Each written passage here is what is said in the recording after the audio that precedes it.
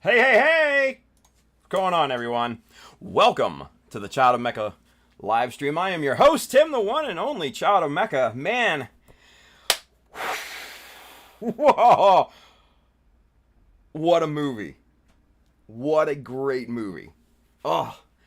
So, for those that don't know why we're a little bit late this evening, I had to watch Godzilla versus Kong. And I won't say anything about it because obviously not everybody's had a chance to see it since it just came out today. But what I will say is, oh, what an absolute spectacle. And it was so good. It was so good. And please, no spoilers, no even hints in the chat. It's just very disrespectful to people. Let them enjoy it, okay? So no spoilers, please. Just getting that out there. It's a shitty thing to do to put spoilers out. Let's just be real with it, okay? But what I will say, it was awesome. I had a great time watching it. I was chatting with our friend Kyle, Mr. Clueless Gunpla, just before everything started, and I told him we were talking about it. He had already seen it, and I told him it literally was like an MMA fight. Oh man. Oh man, it was good. It was really, really good. It was really good. Brandon wants to know if it's worth subscribing to HBO to watch it or wait until I can rent it. Dude, so this is the thing. Either if you have cable, and if you have it through your cable, if you have HBO through your cable provider, then you can get on. You can. It's free to you. HBO Max is free to you, right? If you don't have cable, or if you don't have HBO through your cable provider, then yeah, you can get subscribe to HBO Max a la carte. And with everything else on there, I think it's totally worth it, to be honest with you. I mean, you got to think, what did we get this year? We got obviously Snyder Cut Justice League, which was amazing. We just got, Kong versus Godzilla. We got Wonder Woman. Still though, free to watch in your own home. We got the Tom and Jerry movie. That's good for kids and things like that. I didn't watch it, but it's there. And then later in the year, excuse me, we're getting Mortal Kombat. We're getting Dune. We're getting a bunch of other things. So, and then even beyond that, you've got a ton of other great things in there. Like I said, I just watched Genlock that was on there, and that was great. They've got a lot of other cool, movies, series, obviously, all the HBO series. So, I mean, you can, Sopranos from back in the day, Game of Thrones, Watchmen, you name it, it's in that catalog, and you can get on there. And they also have all the DC Universe stuff too. So that means Titans, Young Justice, Swamp Thing, which was an awesome series, and I'm very disappointed that they canceled it. So all of that too, right? So is it worth it? I think so. I mean, at least drop it for, drop like whatever it is, like $15 for the month, and just be like, yeah, hey, go for it. Yeah. Gumpa Uruguay Javier says, Tim sponsored by HBO. I wish I had HBO money, man. I wish I had that HBO money. HBO, if you're watching, call me. No. But it was just, yeah, it was really good. It was really, really good. I was very satisfied with that movie. So, so much so I'm parched, right?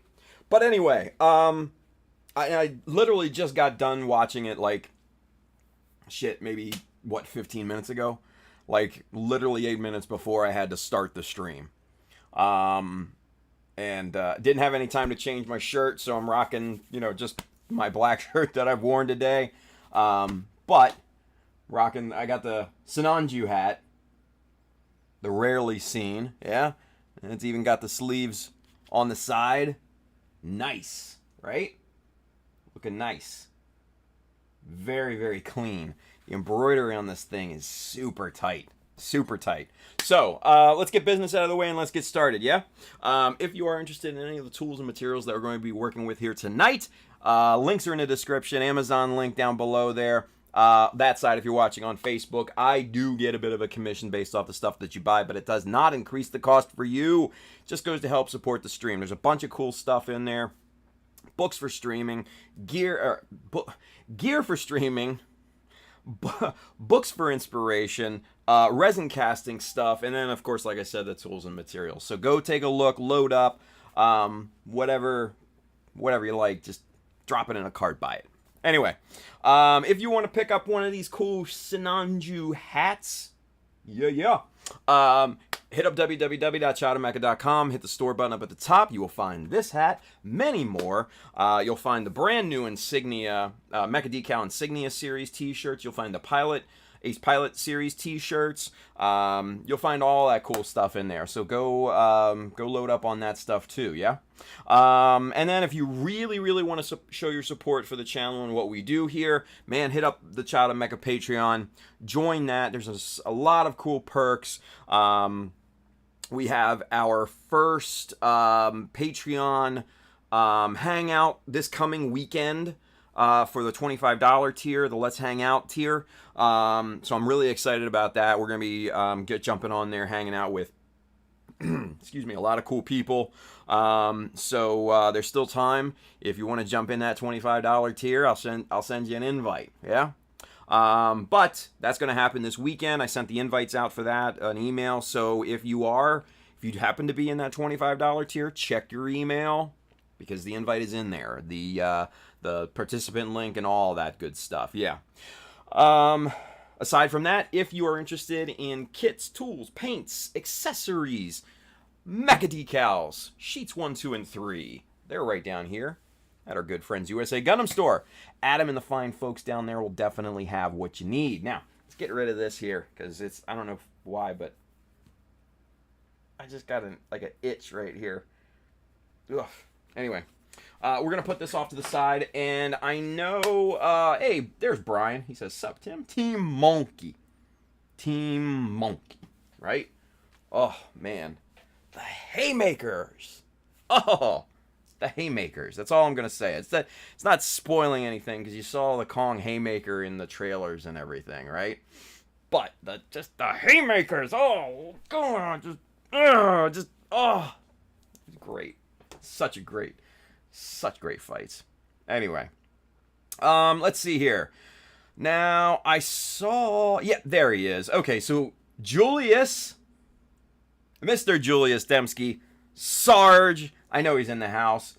I got a package from our friend Julius today, and I am just super overwhelmed. So we're gonna go through that here real quick, and kind of see what Julius sent our way. Right? It's in a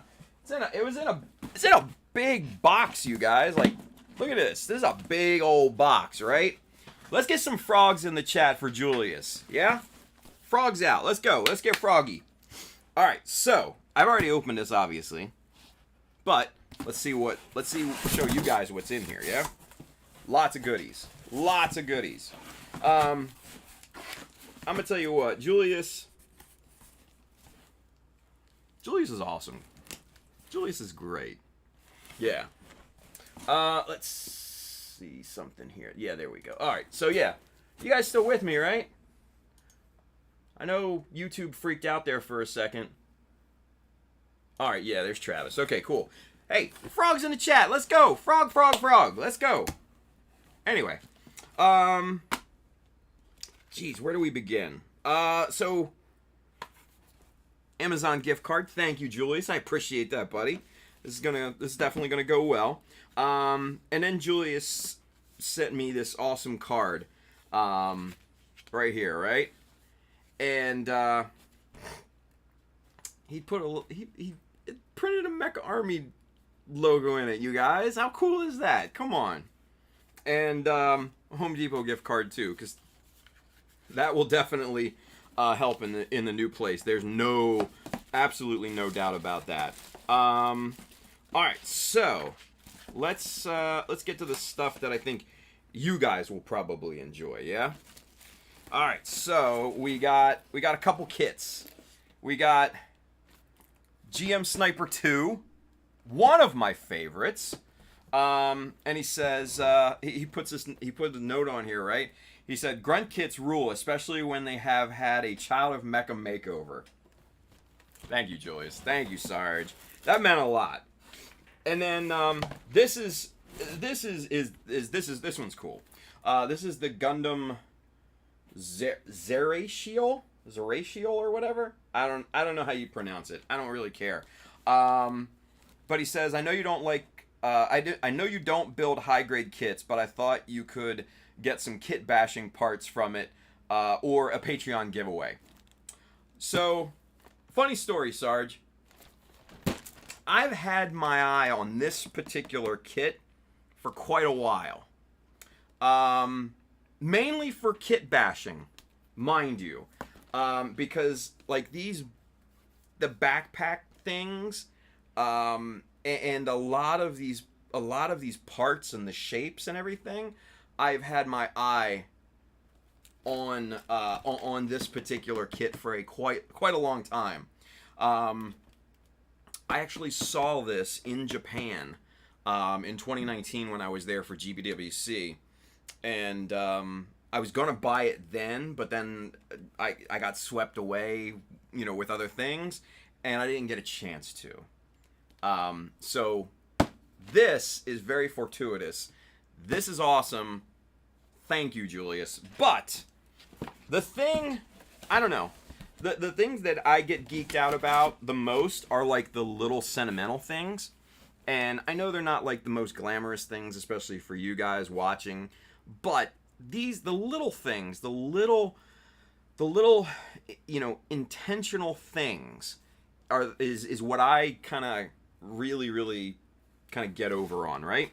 So these right here, and I'm gonna show you why here in a second. But this is cool. This is just a little awesome added thing, right? And I think this means the most to me, honestly. This is a recipe for Dembski's chili, right? And I'll be honest with you, I'm kind of super excited to try this here sometime soon. This is really cool. I mean, he's got ingredients, he's got directions, the whole 9 yards, right? And that's awesome. The other thing that he's got here is another recipe for grilled marinated flank steak. Yeah. I'm totally down with both of these. Like, this is awesome. So, Julius, I'm gonna try both of these. Trust me. And this is the type of thing. These little sentimental things, and they may not seem like a lot, but to me, when I see stuff like this is what really kind of puts me over. These little things. This is awesome. So, Sarge, thank you, buddy. I really appreciate this. Really do. And just keep in mind, guys, like, every single little note that anybody's ever sent me, I still have. I save all that stuff. All of it. So, this is awesome, and this is definitely going in a kind of our save for later kind of cookbook deal. Yeah. Very cool. That's very cool. All right, so we're gonna put that off to the side. Man, good stuff. Good stuff.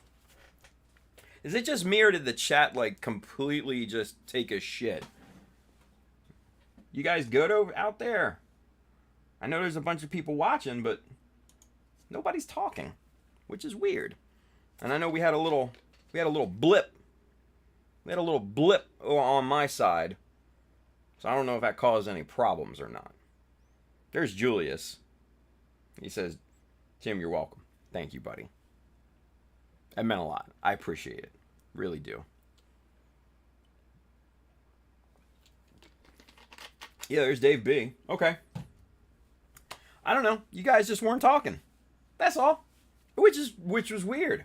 Because usually the chat's like... Anyway. Alright. So. Gamer Bud's out there. He says, no, I'm here. Just panel lining my Transformers while I watch. Ben, Mr. Big Goof, says, I can shitpost and liven things up if you want. That's cool. I appreciate the thought. Let's not, though. Anyway, Kevin Brandon says, do you hear me now? Can you hear me now? Hey? All right. So at least I know the chat's working. So. All right. So, let's see. Let's get over and let's get to work, yeah? Camera 2. Boom. There we go. All right. So, we went over the different scribing techniques last time on what was it, Monday, about how to achieve these inner perimeter scribes on the GM Quel here, right? So we did that. So that's all good to go. So we're not gonna tread over too much here. But what I think we'll tackle tonight is to scribe the other foot, right? And we showed the foot on Monday's stream, and I posted an image of it today on social medias and everything like that. So I think that's what we're going to be working on tonight, just replicating everything, because there's the before, plain Jane, and there's the after. Night and day, right? Night and day. Huge difference. So we'll take this step by step, and it's going to take a little bit of time. So I'll be honest with you, we may not get through all of this tonight, but we're gonna start to tackle this.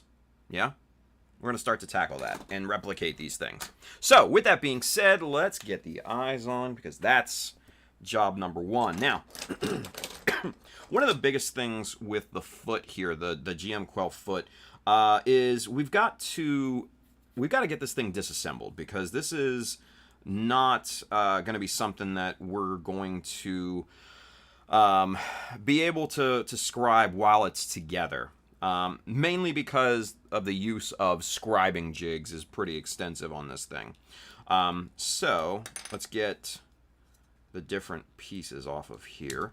There we go.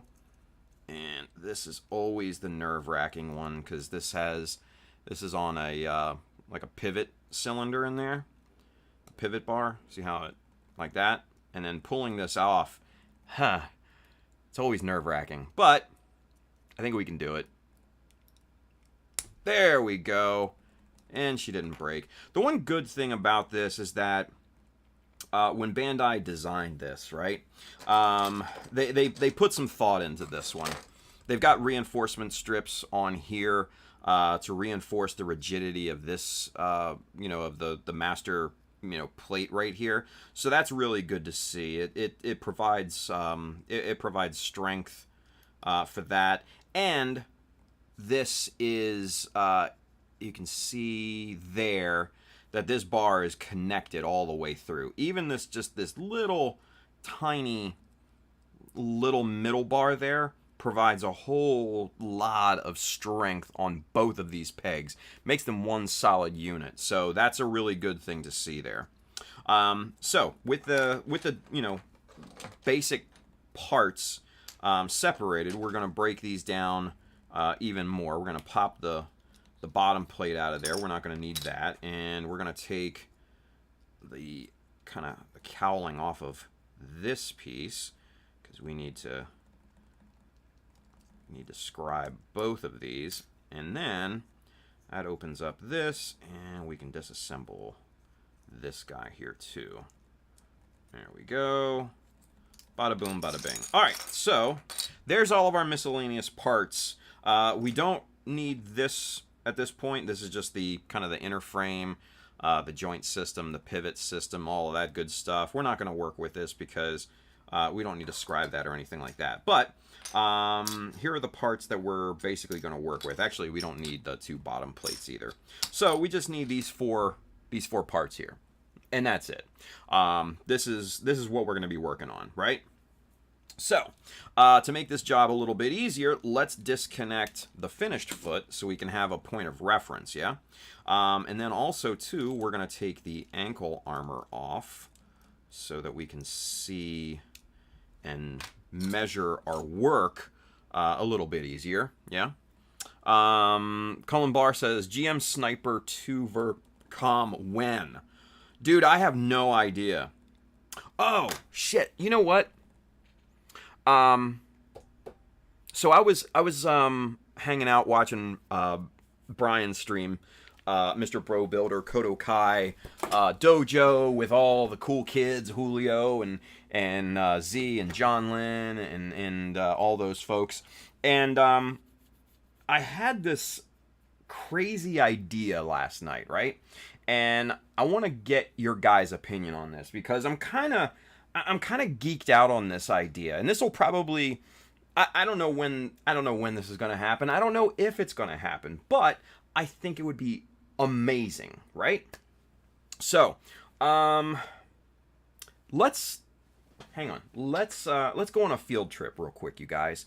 Let me bring up another window here, and I'm going to show you something that I found last night that gave me a ton of inspiration, right? With an S, there we go. Yeah, here we go. Where is it? Here, is this it? Gotta find the right website. Yes, here it is. Okay, cool. So, you guys, we're gonna go on a little field trip, okay? Oh, Michael Dawson, funny how Tim... Oh, sorry. Michael Dawson says, how goes everybody? I watched Kong get his butt kicked this morning before work. Okay, so Michael, you missed it. No spoilers, dude. Please, no spoilers. And he didn't get his butt kicked. Trust me. Anyway. So, with that being said, let's take a field trip, yeah? Because I want to show you guys this. Now, I know it's black. Hang on, let me set the window. One moment. Hang on. Where is it? Here it is. Yes. Okay, so who in the chat remembers these? I can't be the only kid from the 80s that had battle beasts, right? Somebody please tell me that you guys had battle beasts, because these were amazing and I had an absolute ton of them. So for those of you that don't remember battle beasts, they were these little 2-inch figures, and they were only articulated on the arms, right? So the arms would just go up and down. Everything else was solid, right? And obviously they came with, with melee weapons, and then they had that little sticker that you kind of rubbed, and the heat would activate the pigment underneath, and it would show you what faction that they represented, and each one had a different faction. So there was wood, fire, and water. Those are the 3 factions, and they loosely tied in to Transformers at one time, which I never understood, but hey, I don't care, because I had these and they were awesome, right? Excuse me. But so what I'm thinking here, and let me show you, let me take you through here and kind of show you my magical, amazing, freaking idea, right? So let's go up here. Oh, actually go down. Okay, so Series 1. And here's the gallery of Series 1 Battle Beasts. And let's take a look at just a few of these, right? So here is Pirate Lion, right? He's number one. He was the number one battle beast. Yeah. And let's just go through these. Deer Stalker. You know, you can see how wild these designs are, right? Drill hand, visor on this deer, ferocious tiger, you know, with the shoulder missile pod thing, Colonel Bird, you know, crazy, killer carp, right? Look at this guy, he's a shark, and it's super cool, right? I had probably all of these. Frog, you know, frog gang, hey.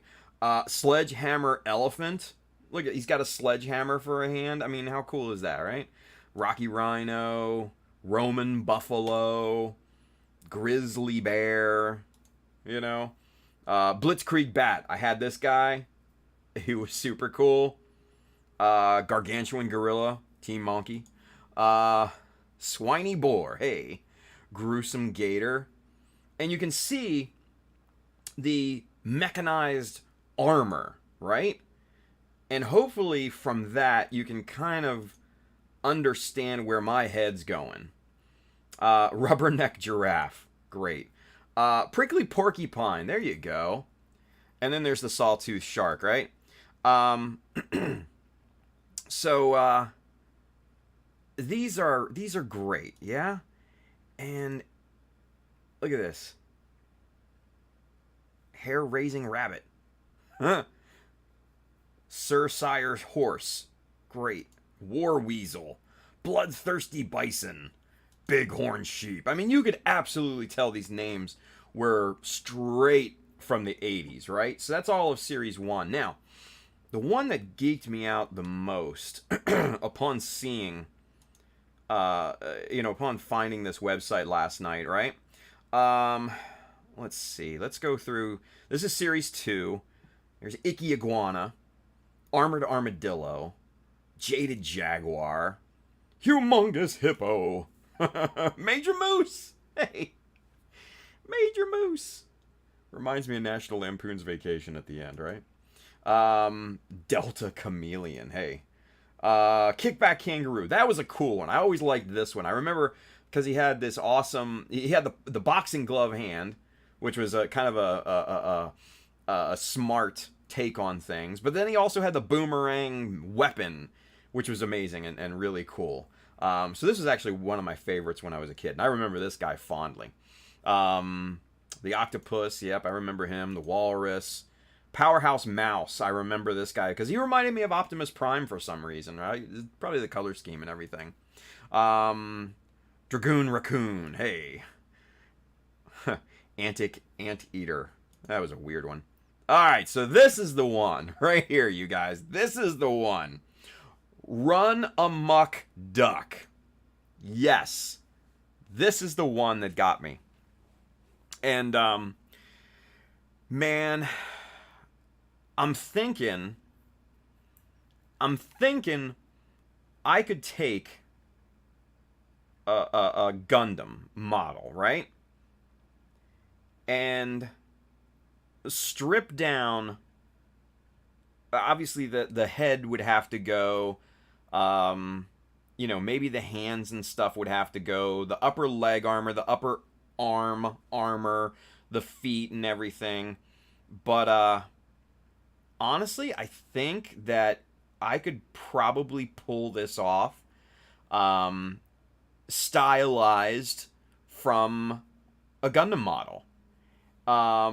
Maybe not Run Amok Duck, because I looked for duck figures, and there's not a lot to be had on this, on that particular subject. There's not a lot to be had, especially like through what is it, the Schleich company, that German company that makes the really nice plastic figures that you see in hobby stores sometimes.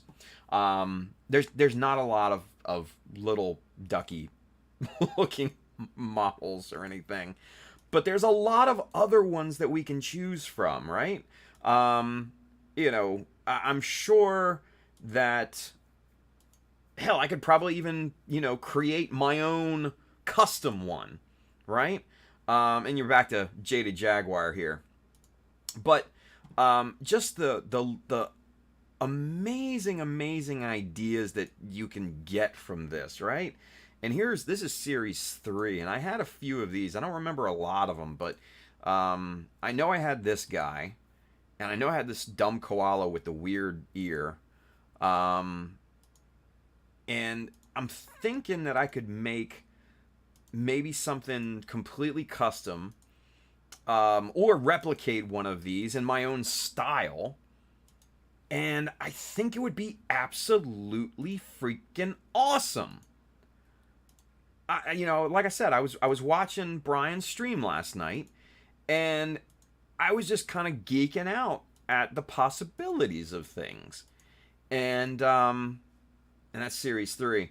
And yeah, I'm thinking to myself, like, this would be a great kind of I don't know, middle of the ground type of project to do. Maybe almost like a palette cleanser, because there would be some artistic sculpting and stuff like that, and all that. But then there would still be mecha, right, involved with the armor and everything like that. And and we could detail out the armor, and we could pop decals on and everything and make them look amazing. But man, I'm thinking that we could really go hog on one of these things and really get down on the idea and the concept of this thing, right? The only thing that was kind of racking my brain, and let's switch back to camera 2, or camera 1. So field trip over. Sorry, you guys. Hopefully you enjoyed our field trip. But I'm thinking to myself, and I'm like, oh man, I had these when I was a kid. I remember, I had a freaking plastic grocery bag that I used to carry them all around in, right? Going to my grandmother's house to, when she would babysit me all, like on weekends or when my mom had to work or whatever, right?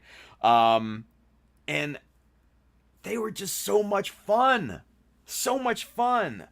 And I would swap weapons, and then I would peel the stickers off and swap factions and everything. Yeah, it was just, they were really cool. Who says a friend of mine had these. They always smelled weird. Yeah, I remember that. They always, because they were like that weird, I don't know, like a polypropylene, and that always has a weird smell. So trust me, Julio, I know exactly what you mean. They did smell weird, but you got past it, right? You got past it. I think this idea would be freaking amazing, right?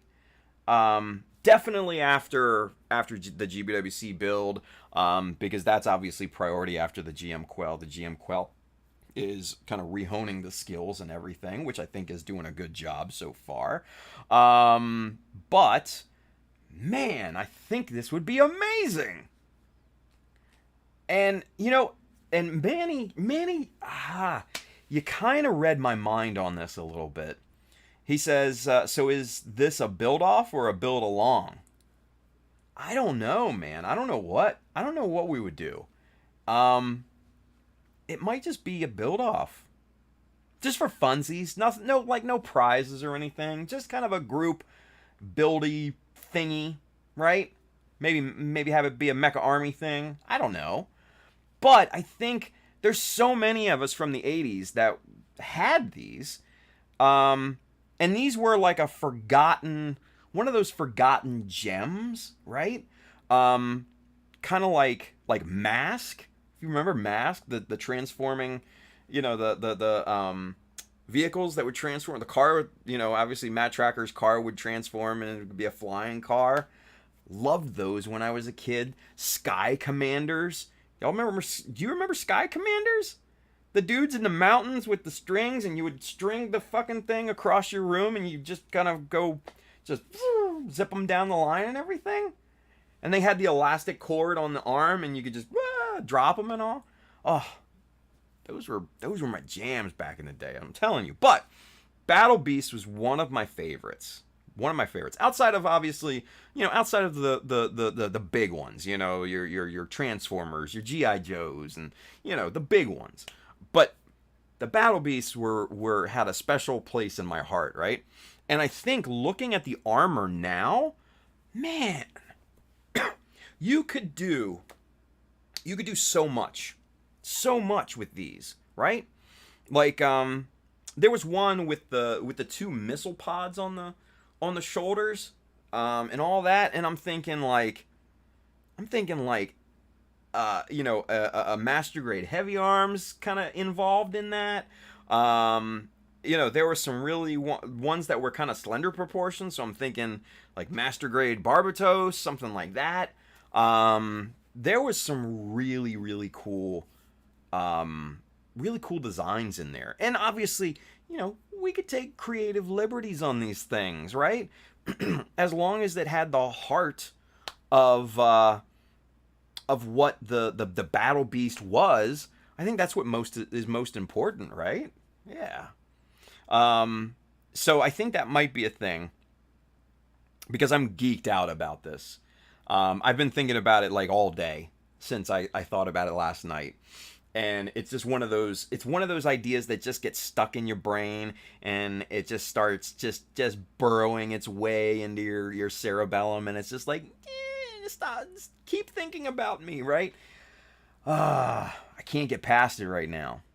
I can't get past it. So, yeah, that might be a thing. So, get your ideas ready, because that might be our thing. New follower, Daniel Gamer. Hey, welcome, buddy. Thank you, and welcome to the Mecha Army. You get one of these. Hey, very nice. But yeah, I'm super geeked on this idea, and I'm thinking like people could really get creative with this thing. I'm thinking people could really, really get stupid creative. Because you think about it, so what I would do is get one of those I don't know how to pronounce it, Schleich, jawohl, German, whatever. You guys know that German company that makes the little animals, the little plastic animals that you can find in like hobby stores and craft stores like Michael's and stuff like that, or even just dumb cheap little animal figures, right? I know my friend Kevin, Mr. Dash, right? He did the Clash of the Titans. What was it? The Titans. Yeah, Schleich. Schleich. Thank you, Ben. But he did the Clash of the Titans series builds and stuff like that years ago. And there was this one that I was really, really kind of obsessed with. And I remember it. It was like it was a camphor, right? And what he did was he took one of those models, and it was a lion, and he chopped the head off the fucking thing, and he resin cast that. And then from the resin casting, he hollowed out most of the head, and he used it as a shoulder pauldron in replacement of the shoulder armor. And I'm going to tell you what, it looked amazing, right? So what I'm thinking is, my idea is, you could get like one of those dumb little, whatever, Schleich figures, whatever, of whatever animal that you want, because they make a ton of animals. And, maybe a 144, maybe a small 1/100 scale, just to keep it, kind of in that vein of scale. This obviously the end product is going to be non-scale, but I'm thinking, you could connect the head, rip out all the head unit of the Gundam, pop the animal head in there, right? remove the upper arm armor, the upper leg armor, sculpt that out of epoxy putty, or use some other figure kit like these Star Wars kits right here. You know, you can see Kylo back there. Those Star Wars kits, they're not the most expensive things in the world, but they can get you past the sculpting of at least the upper arm and the upper legs. Just a thought, right? You could hollow out the insides and connect the outer pieces to, you know, like an inner frame or something like that, with epoxy putty or whatever. And that would be cool. And then for the feet, I mean, hell, you could keep the mechanized feet if you wanted. Just paint them a different color or something like that. Or if you wanted to get really stupid crazy, you could sculpt the feet. Oh man, and the painting on these would have to be really good, because you're gonna have to paint either like feathers or scales or fur along with the hard surface armor. Oh man, just the levels of creativity in this, I just think would be phenomenal. Absolutely phenomenal. Yeah. And it's like the best of both worlds, you guys. It's like it's like old school, you bring it back and you mix it with new school, right? Oh man. Julio says, sent you a pic, Tim. Practicing beast shit. Okay, let's take a look at it here. What's Julio got? Oh, what? What's this now? Ooh. Julio, I like it. I'm not going to show it to people because, you know, you sent it to me in confidence. But I like it. I think that's awesome, dude. I think it's awesome. Hell yeah. Yeah, see, and that's kind of what I'm talking about, right? It's kind of what I'm talking about. He said, a mini I just painted. See? And for you mini painters, you could really get down on this, because it's a mix of realistic and it's a mix of Gunpla. Oh, it's so good. The Belted Earl says, is Tim's head gonna explode? It might. It might. From all of the awesome that I've witnessed in the past few hours, it might. Just saying. Ben says, do it, Tim. Come to the dark side. Paint minis. Expand your skill set. I'm not really into minis, though. I used to try and paint them back in the day, long before I got into Gunpla. You know, when I was in my early teens. You know, I was just, you know, your dorky little 12, 13-year-old, like, these are cool, right? I had no idea what they were. None. I just looked at the little figures and I thought they were cool. And that's it. It just wasn't my thing. It was not my thing. So, but I highly respect the skill that it takes to paint those damn things. No doubt. Yeah, no doubt. So, yeah. I'm gonna shelf this idea for the time being. Just for the time being. Get your ideas in gear. Get your ideas in gear. And just be ready. Be ready. Might be many months. Just be ready. That's all I'm gonna say. I'm super geeked on this idea. I love this idea. I love the idea of it being like a group build or something like that. Mr. Geo123 over there on Twitch, he says, I'm asking for that project you're going to use SD or high grade. I mean, you can use whatever you want, dude. Excuse me. You could use absolutely whatever you want. You could use a perfect grade, you can use a jumbo grade, you could use high grade, you could use real grade, SD, whatever you want. Because it's all open, right? It's all open. And yeah, if you wanted to 3D print like the head unit, the feet, the legs, dude, go hog, man. That's the level of creativity that this sort of project provides us. And that's what moves the needle, you guys. That's what moves the needle. And that's why I'm excited about this. It's why I'm excited about this. And we may have to raise the bar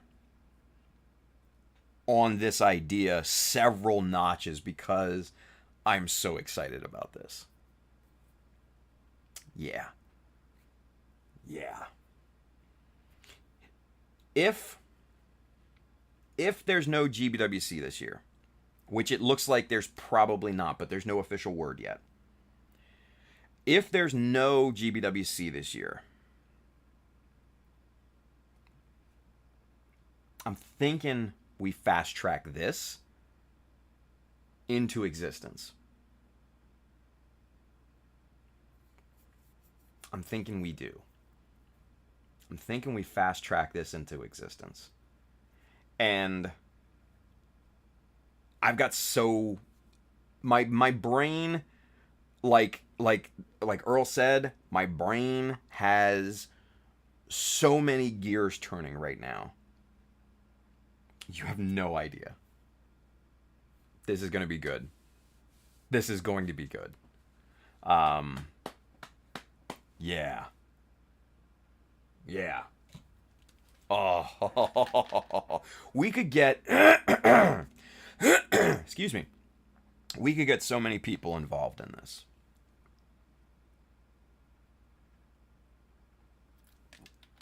Because this is a pretty universal type of thing, right? You could get mini painters involved, you can get, armor guys involved, the 135th crowd.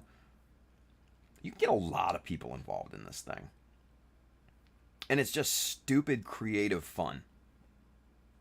That's it. Stupid creative fun with no limits. No limitations. Come on.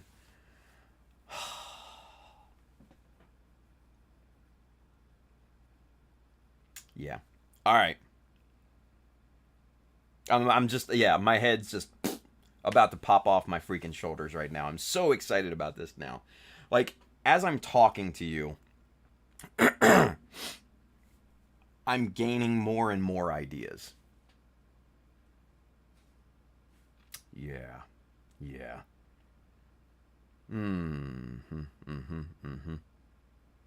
Yeah, Don Zwergo says, I stopped doing minis because I wanted something bigger. Now I'm here. Hey.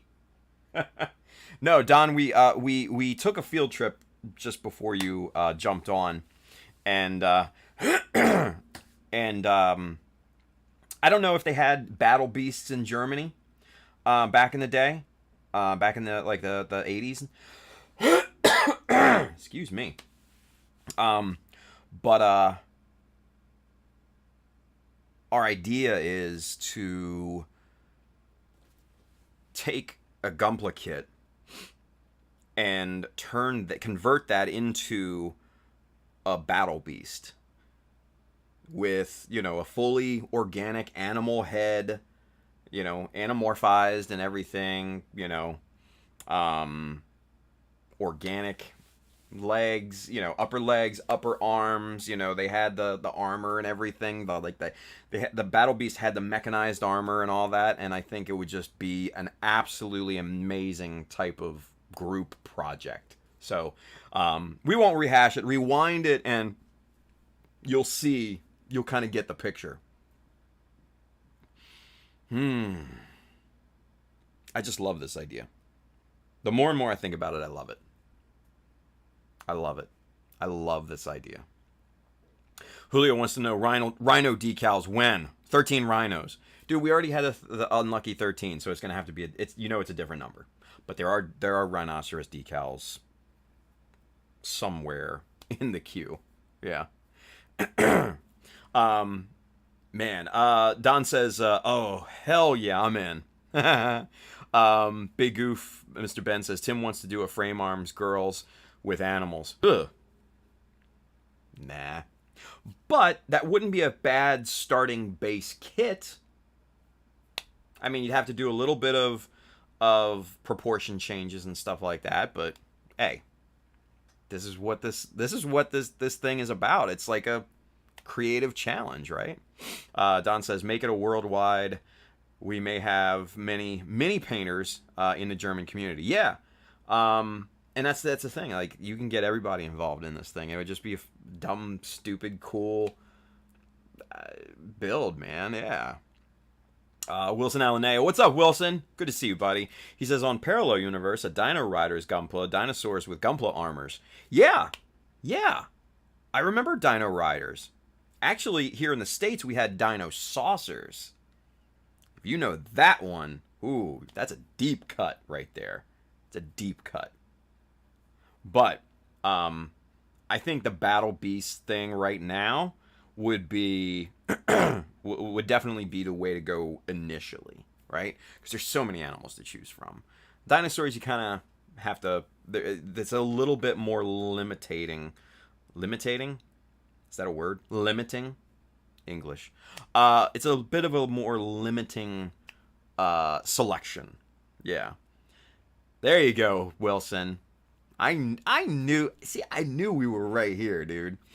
He says, yeah, Dino Saucers, so early 90s. Yeah. Scuffle even said it. Dino Saucers, but only the good guys could de-evolve. Yeah. The bad guys didn't have that technology, right? Julio says, cat girls, LMAO, right? Scuffle says, wait, didn't the Battle Beasts have those rub me to discover stickers so you know what element? Yeah. Like the Transformer things. And that would be the weirdest. I don't know. I don't know if you can even. Can you get those made? Like, I don't even know. Like, I don't even know what they're called. I don't even know how you would begin to search those things. Like, I tried to look up, like, heat activated stickers, and it showed me like industrial, like, heat indication stickers for like freezers or ovens or whatever, right? But not like the ones that you rub and it just, it shows you what's underneath, right? So if you guys know what those things are called, what the technical term is to begin to search those things, message me. Trav says there's a heat activated paint, right? No idea. But even if we can't get those, so what? Again, this is the creativity, man. And you don't have to necessarily have the factions represented at that point. It's about the form of the animal and the mechanized armor kind of blending together, right? So, yeah, Don says, don't do it with stickers. Look into the nail art section. You can get heat activated paint. Interesting. Yeah. HRO 148, the Tyrannos. Yes, the Dino Saucers, the Tyrannos. God, I remember those so well. It was one of my favorite shows when I was a kid. Damn. Kenneth says, so this was way before Beast War. Yeah, dude, this was like mid-late 80s. I remember I was still in like elementary school. So yeah. You're talking like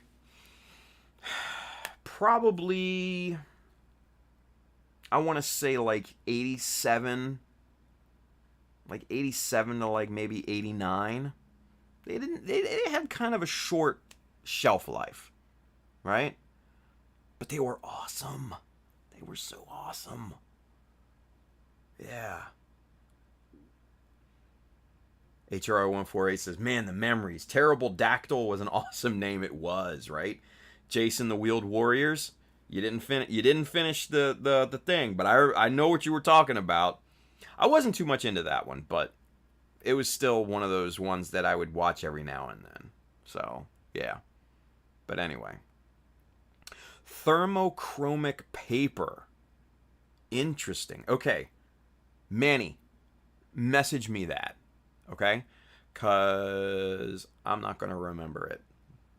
Not even a little bit. Not going to remember it 1 ounce, 1 iota. No, not even. So, thermochromic paper. Huh. Wonder if you can get those custom made. You can print on them too.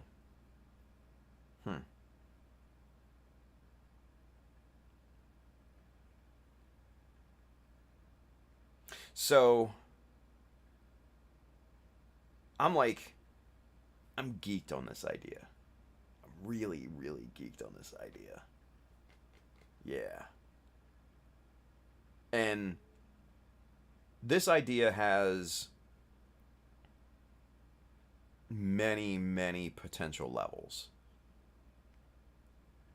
And when I mean many potential levels, you guys can't even imagine how far I would go with this. Like straight to the top. Yes, sir. Yes, sir. I love this idea. And like I said, if GBWC does not happen this year, which we should hopefully find out somewhat soon if it is or not, because I know the Australian guys, it's getting close to when their GBWC is supposed to happen. Within maybe a month or two, I think it's usually supposed to happen. Because tomorrow is April 1. And remind me, fucking April Fool's Day. It's just, some of the jokes are really funny, but most of them are just stupid and overbearing and just annoying. Bill says we should hear this month. Yeah, see? There you go. Maybe I'll message Adam and see if he knows anything. But yeah. Bill, go back and hear our wonderful idea for a group build. If you remember Battle Beasts from the 80s, yeah. That's what we doing. We doing it. Yeah.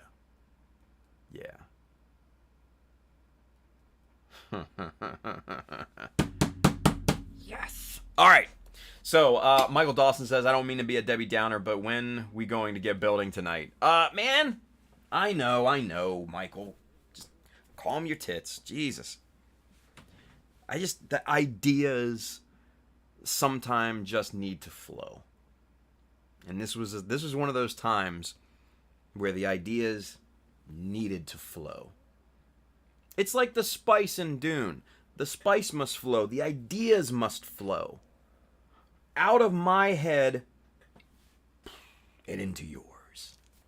So, but I get it. We want to build. I want to build. Let's get building. All right, so eyes on. Get your Battle Beast ideas ready. All right? Start planning now. Start planning the kits that you want to use. Start planning the type of animal you want to use. Start sourcing where you're going to get that animal head from. Yeah. All of it. Bill says every now and then we get the chat stream rather than build stream. Yeah, and then sometimes it's just fucking fun just to chat, right? I know we do a ton of building and everything like that on here, and that's what you guys are tuning in for, and I get it. And that's what I want to do, and I know that's what you want to see. But sometimes, man, the ideas must flow.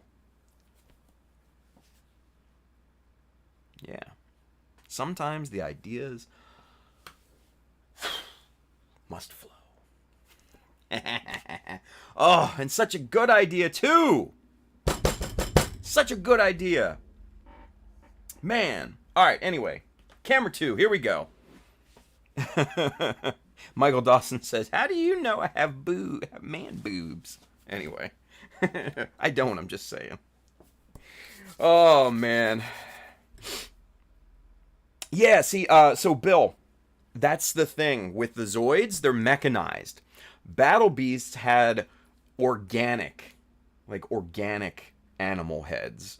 Like real animal heads, right?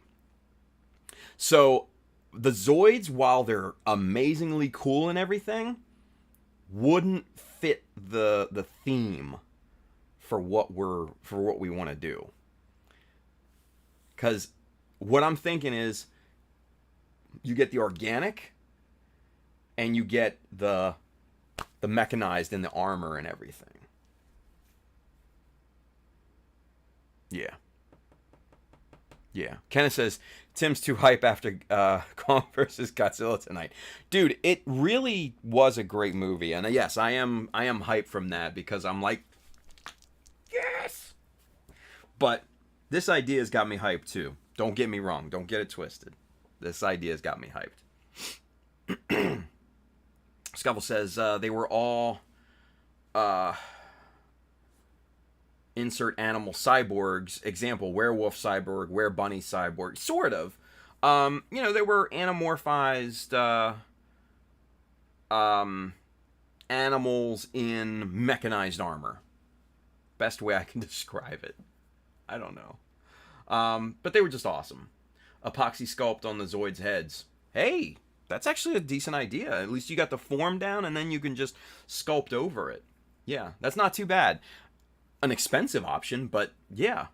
I mean, you're shit, probably 80% of the way there at that point. So, if you have a Zoids kit to throw down, yeah, absolutely. I don't know why, but my head is like aching right here. And it wasn't from the hat. But man, I don't know. Weird. Anyway, power through, man. Power through. You're a professional. Let's do this. All right, so let's start. Okay? All right. So there's our foot. Now, the baseline. Don Zwergo says, are links okay on YouTube? For some reason, when people post links on here, it gets blocked out for some reason. I don't know. Try it, Don. I can't guarantee it'll work, but I don't know. I think it's a setting that I have set somewhere, and I don't know why. But give it a shot. Anyway, so what we're going to do first, we've got to get the baseline here, right? That's the basis of all the stuff on the dark gray parts. This baseline right all the way around, and then this line right here that wraps up and around the upper toe area. So, to do that, we used, of course, our friend Colin, Mr. High Craig scribing jigs, and I used actually the support side of them to get this line up here, right? And I don't think, because that's a pretty wide berth right there, right? And I don't think any of the ones that he has are that big. Like, so the biggest one he has is 6'5", and yeah, see, that's 7 millimeters, because you got the 0.5 millimeter gap in there. So this has got to be, the support side of this has got to be 7 millimeters. So with that, we're going to go ahead and scribe that line across the toe area. And obviously, we're going to be using the 0.15, right? 0.15. Yeah, oh, there's Craig. Yeah, it's 7 millimeters. Oh, Craig. Just an idea. I know in your angled jigs here, right? You provide opposites on for each side on these, which is great. But you could save some plastic and maybe time. I don't know. If you switched these from an L to a T. You see what I mean? So having the support on both sides, that may cause problems. I don't know. Because either you're going to have the supports on this side, which are going to make a mess, or you have to print it like standing up like that. I don't know. I'm not into 3D printing. It may be impossible. This may be the easier way to go. No idea. I'm just throwing it out there just to save you, potentially obviously, save you time and save you plastic, because one of these can take place of two of these, because you can just flip it around. You see what I mean? So, just an idea, man. Just an idea. I don't even know if it's feasible. I don't even know if it's feasible. He says it's the way it prints, causing layer lines which the chisel catches on. Gotcha. So that would be a no. Yeah, it's just a limitation in the printing, I guess, right? So, hey, I'm just throwing ideas out there to try and help you out and make you some more money, dude. Hey. Anyway, super proud of Craig, man. He bought another 3D printer to keep up with demand. That's how much he's going through these plastic, these scribing jigs and stuff, man. It's awesome. It is awesome. I fully support Craig, man. Fully support him. Colin, fuck. Colin, I'm going to eventually grow out of calling you Craig. I'm eventually going to do it, but just not right now. So I'm sorry, dude. Shit. And I catch myself every time. Mostly every time, I guess, right? Anyway. All right. So we got the support side, which is 7mm, and we're going to scribe just a very light line across the top here.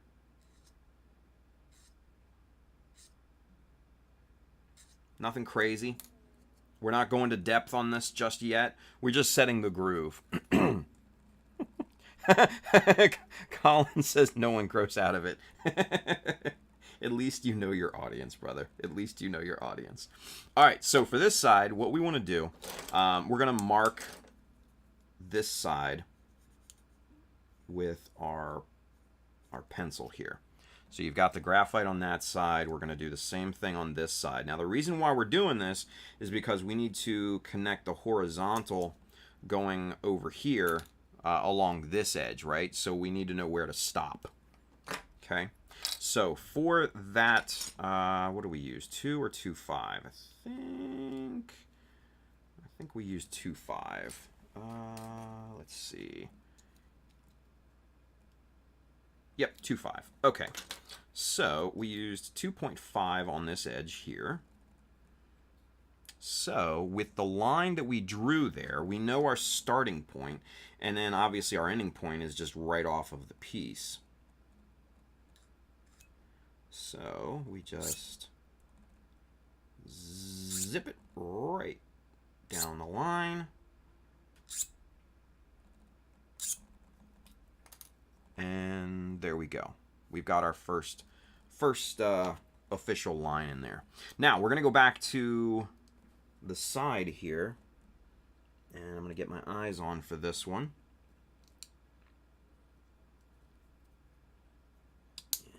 And, make sure we're locked in on the edge there.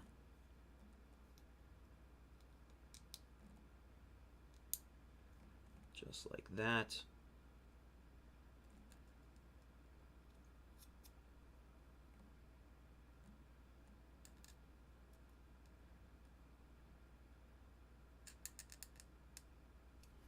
Okay, so we've got both of our baselines there. Now we just need to connect these two in the corner, which is not a huge deal, because we knew where to start the horizontal line, so we can just creep out a little bit into the space and connect the two. Pretty simple stuff. And there we go. And there, that's all clean, that's all good, right? So now we'll do the same thing to this side.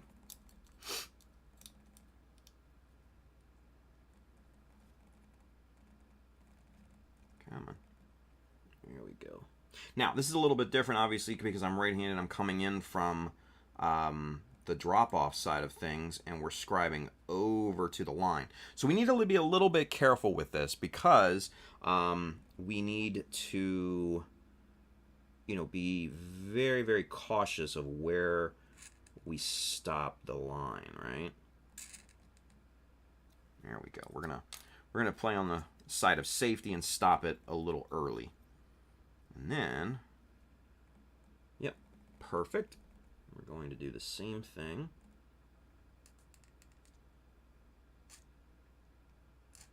Now you're gonna want to be careful with the drop off this edge here, because since we're scribing over onto this beveled edge, we don't want the chisel to scrape and mar that surface there. So we want to make sure that when we come to the edge, we kind of slow down a little bit and not just drop off completely, right?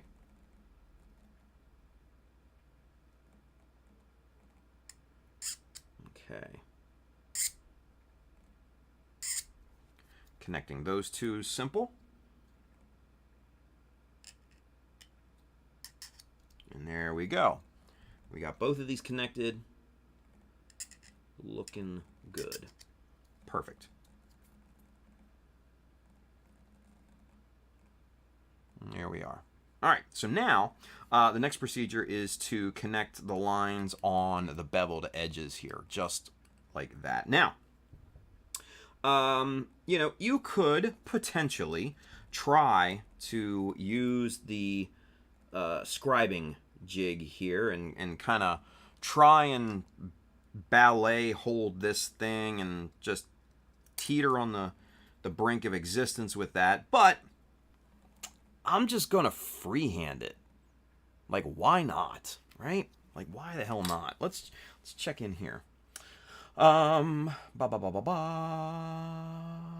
can post. Oh, posting links. Yeah.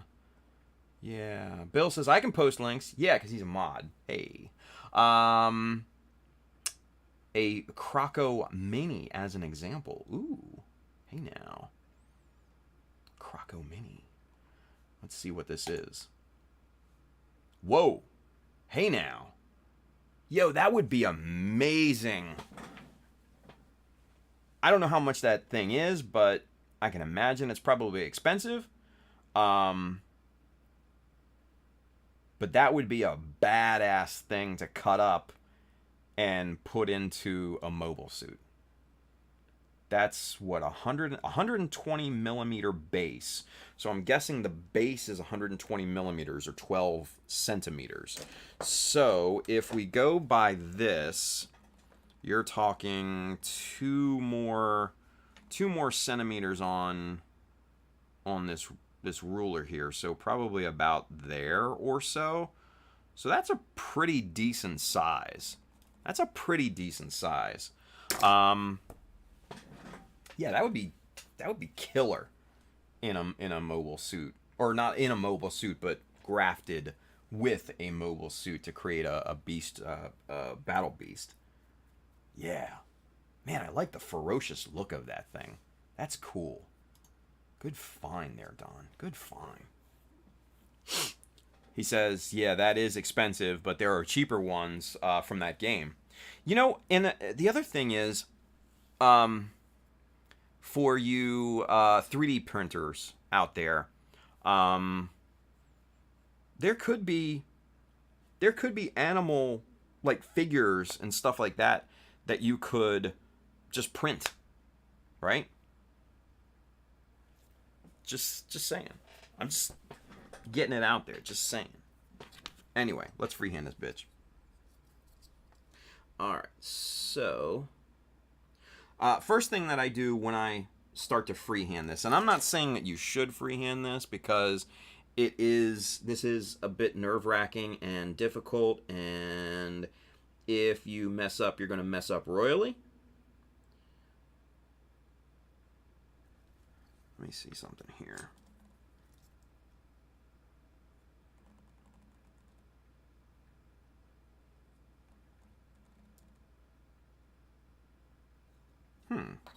Hold up. Oh, shit. I just messed up royally. Damn it. I just messed up super royally. Not a big deal. We can fix it.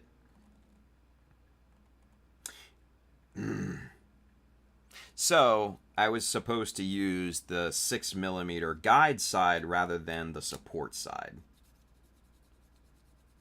Shit. Oh well. That's why they make super glue, you guys. That's why they make super glue. Anyway. So, what we'll do is we'll rescribe this.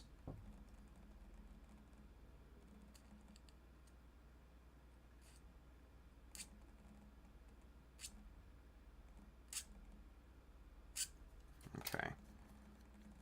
Yeah. See, that's better. And shit, honestly, you know what we could do? We could probably make that into like a micro panel or something like that and duplicate it on the other one rather than fixing it.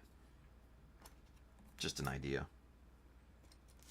You know what Bob Ross says? Happy accidents.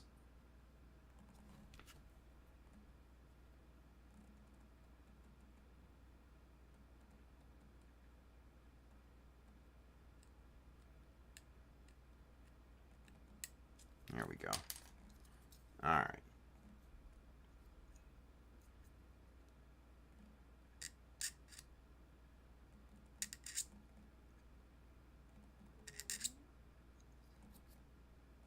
All right.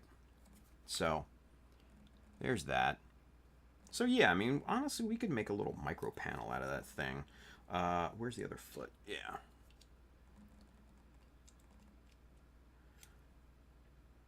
Yeah, we could come off of there and kind of make a cool little thing, because in the foot here, we've got this kind of deep notch right here. Yeah. I don't know. I'll think about it. Anyway. Yeah, see, there you go, Wilson. Just search Animal Head 3D STL on Google. Bingo. Yeah. He says you can download lots of 3D models of animal heads. Done. Yeah. Julio says, I'm iffy on GBWC or a Bandai Hobby Open. Felt like I got the shit end of the stick last year. I mean, it happens to the best of us, dude. I wouldn't take it personal. Anyway, now this looks a lot better. This looks like the angle I wanted.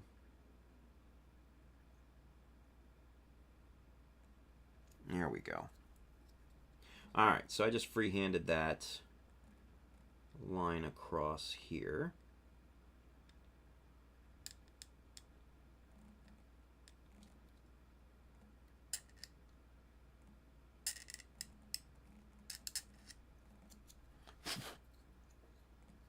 Okay.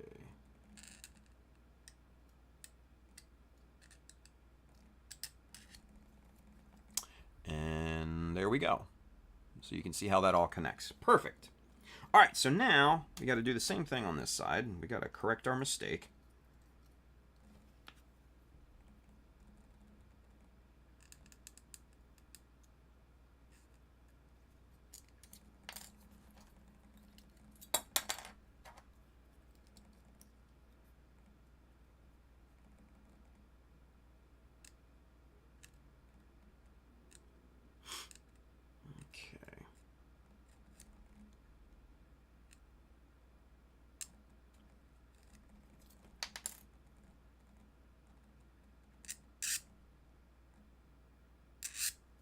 All right.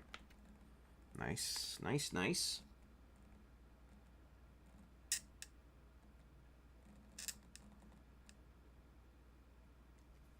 Okay. Whoop.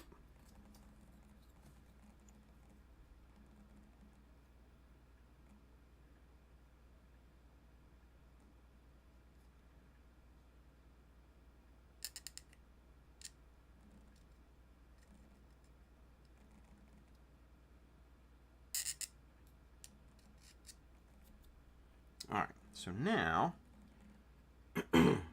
so if you wanted to try your hand at freehanding, which again I don't recommend, but if you wanted to, this is kind of how you do it. This is my process, right?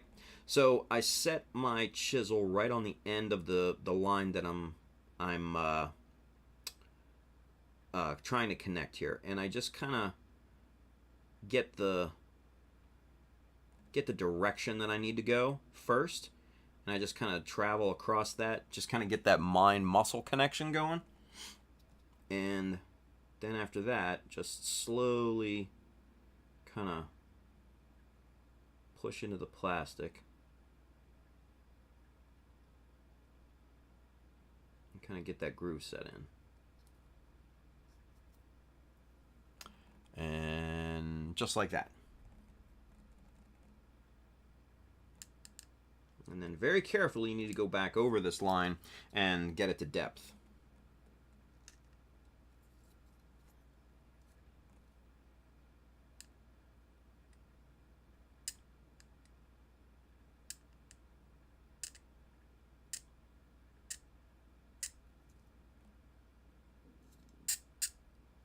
And now we'll get our top line to depth.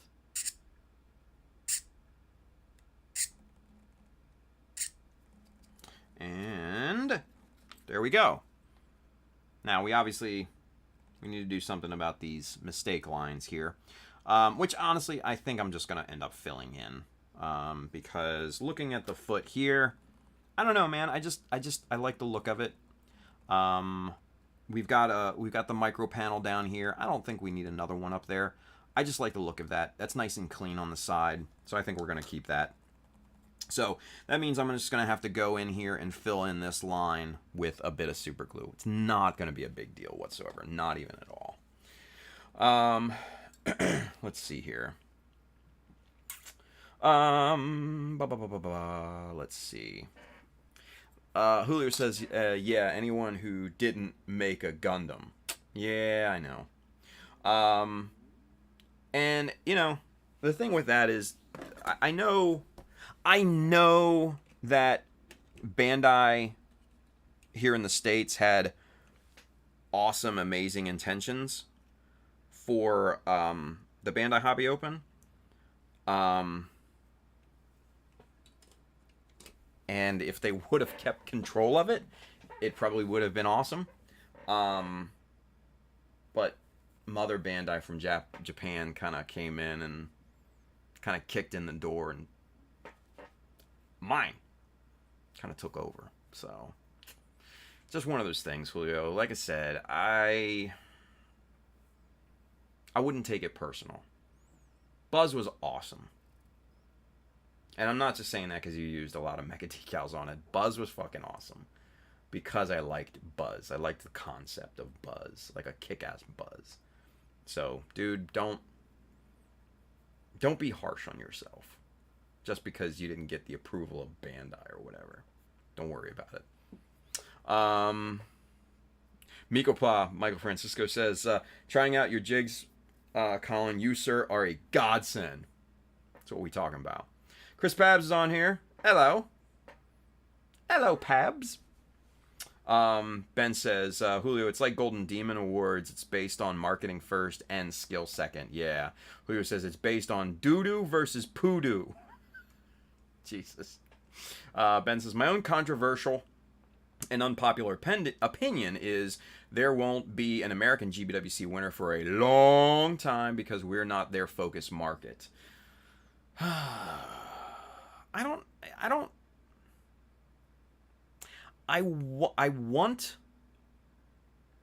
want to believe that it really doesn't have anything to do with the market.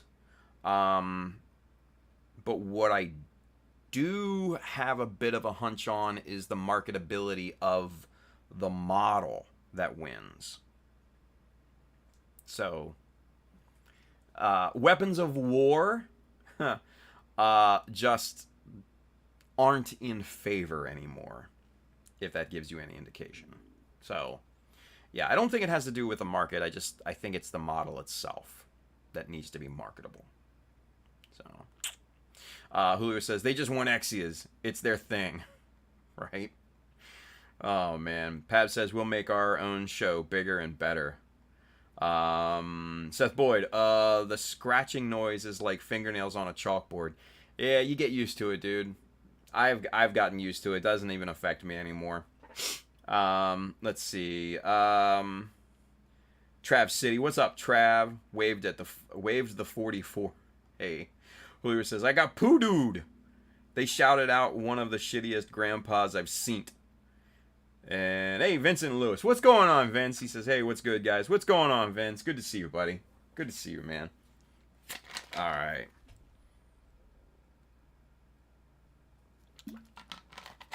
It's 12:05 already. Holy crap. All right. So we got about 25 minutes left. Let's get on this. Okay? Let's get on this. All right, so we've got our baseline in, right? Now, we can go to work on all the other paraphernalia on this thing, right? And we're going to focus on the front part of this. We're just going to focus on that for right now. All right, so with that being said, let's get this guy off of here so we can... come on. There we go. So we can take proper measurements, yeah?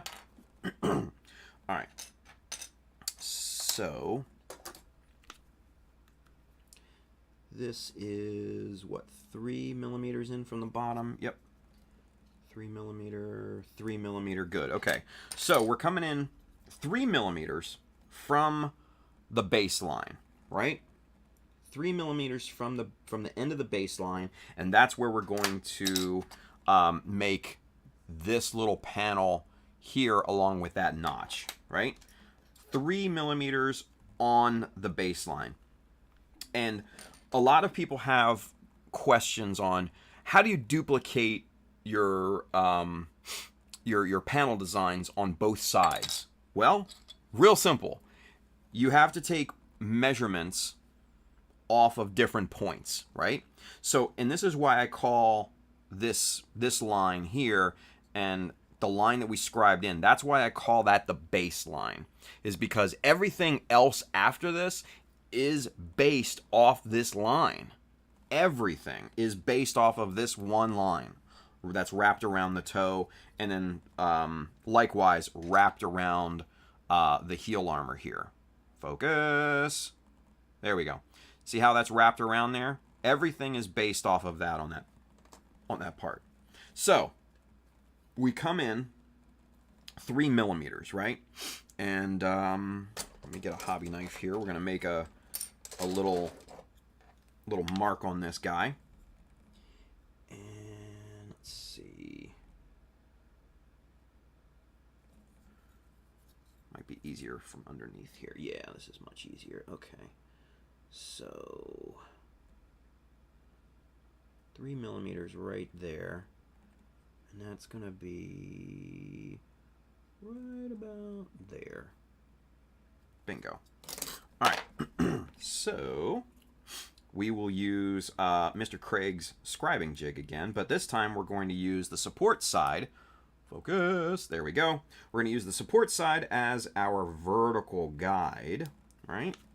And we're going to bump that right up to the mark there. Perfect. And we're just going to scribe in our vertical line. Just like that. So there's our little panel, right?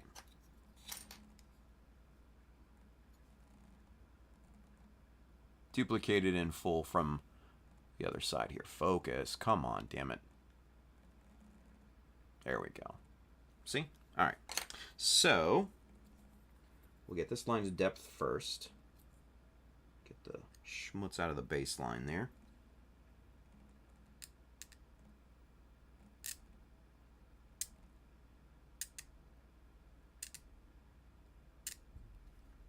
Okay. And one of the most important things when you're scribing new panel lines, wrap your panel lines around panels, right? Wrap them around pieces. Because this is the thing. With this piece,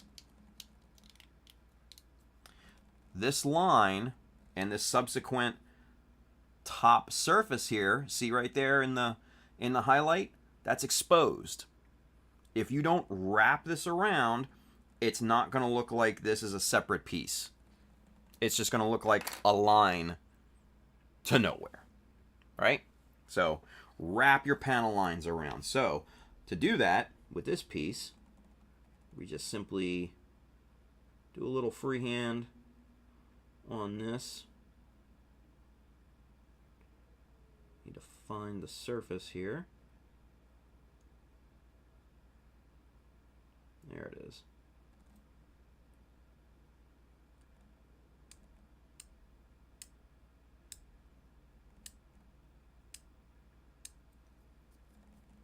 And there you go.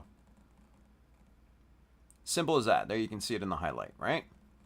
So it wraps around from there and onto there. Now, when that the white part or the light gray part is slotted into here, this looks like an actual separate panel, right? An actual separate piece. And we're going to do the same thing with our baseline here too, because that needs to happen.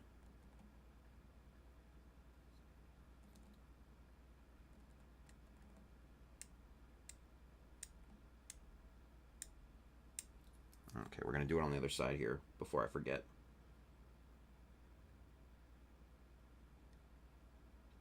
This is one of the crucial little details that really, really sets a panel line pattern apart from most. It's just these little things, just these little details that people forget, right? All right, so we're going to do the same thing on this side, 3 millimeters off the baseline.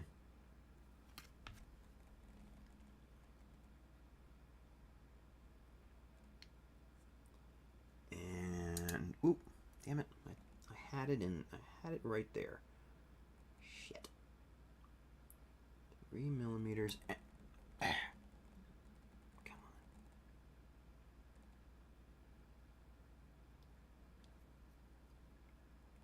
It was just nestled in the baseline so well. There we go. Now I can just use the ruler. Perfect. All right. Might have been better to use Craig's or Collins. Shit. See, I'm still doing it. Collins deal here. Yeah. I use this. It's a bit more straight, more perpendicular.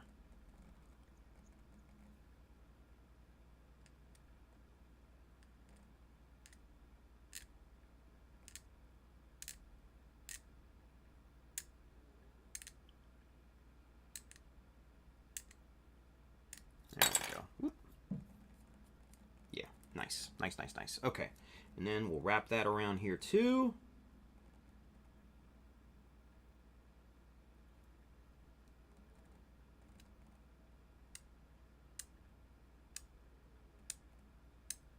All right, so there we go. There's our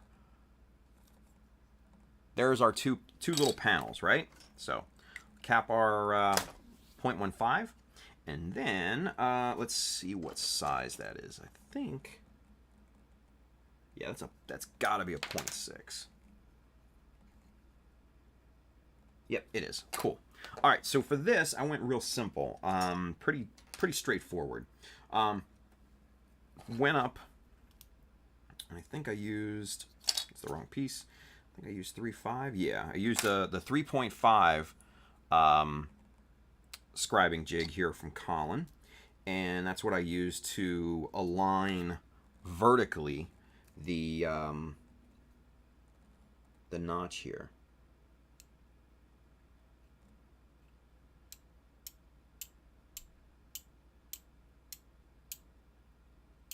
We just kind of get the groove set in there, clear the debris out of the way, reverse it so we can scribe into the line,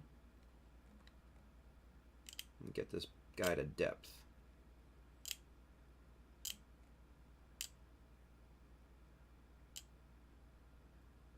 And make sure you're clearing the debris away because that'll ramp on you.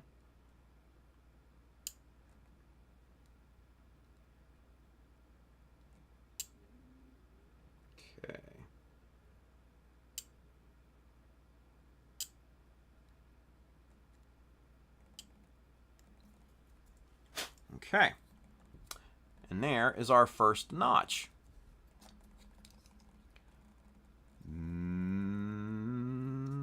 Come on. Matchy. Yeah. All right, so we'll do the same thing to the other side here. This side will be easier because we are naturally scribing into the line, right? And that's the important thing. Scribing into the line makes it so much easier to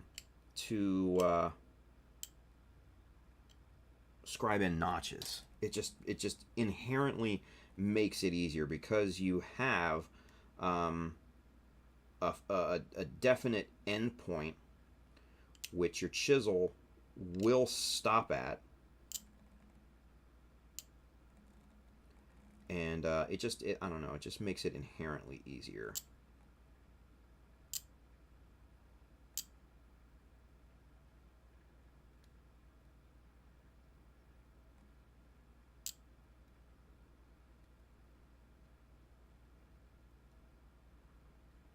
Okay. All right. And there is the other notch. Easy peasy. Now, the next thing that we're going to do, what time is it now? 12:16. Sweet. Michael Dawson says, question. We have a question. You plan on designing any 1/60th scale size decals? Not at the moment. Not at the moment. Basically, my reasoning behind that is that right now there's not too many 1/60th sized model kits. The overwhelming majority of model kits are either 144 or 100 scale, at least in Gunpla. So anything bigger will not be as in demand as those two scales. You got to consider that we're still starting out with this. We're only on our third sheet release right now. So we're still in our infancy. We're still crawling. We haven't even tried to walk yet, right? So trust me, there's a lot of ideas for the future, Michael. And I think you know that. But as of right this second, probably not. Probably not. So, Julio, good night, buddy. He says, yo, later, fam. Night, dude.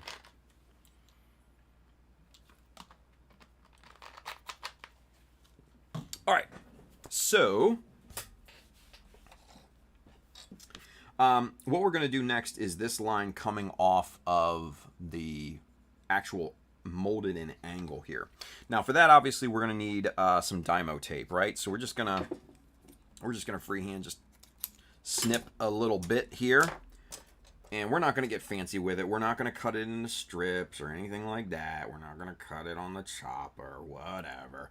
We're not going to do any of that. We just need a straight edge at obviously a custom angle to this armor piece. So that's why we're using Dymo. Now, the important thing with this is to perfectly match up the angle of the armor itself, right?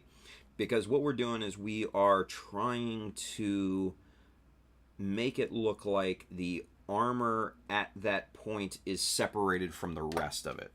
So you can see here how that line here just follows the natural angle of this panel here, right? So then this panel becomes separate from this one, and it becomes separate from the base and all of that, right? That's our goal. That's our goal. Now, for this particular line, I used a bit of a thicker chisel. I used a 0.3 here. Focus. So yeah, so I used a 0.3 millimeter right here to get a nice open looking gap. And that's on purpose because I want there to be, in my thought process, I want there to be a kind of a flex point, if you will, a buffer zone, space between these moving parts, right?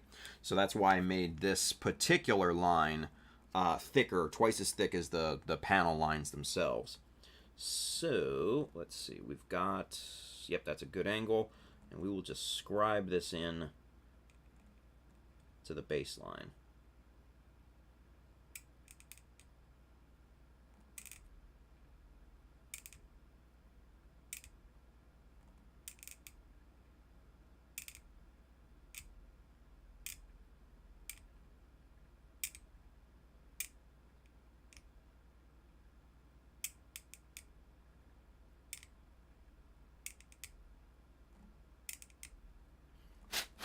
Okay, now we'll get this stripped off of here, and you can see how that perfectly matches, focus, perfectly matches that angle there, right?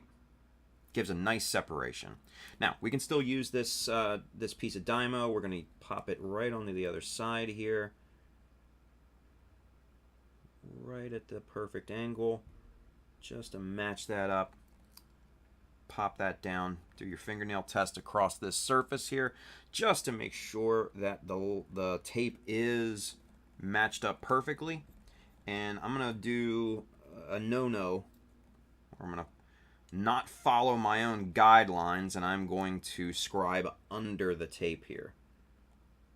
Mainly because we would be scribing into a smaller width line, and I'm not too keen on that. So we can at least get the groove in there. We'll toss that. Yeah. So we've got the groove set in, and obviously you can see it's not very deep right now, but we can get it to depth here in just a few seconds.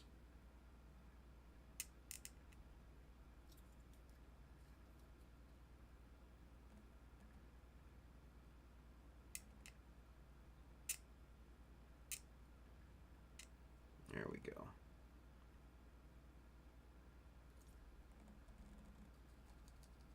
Get that debris out of there.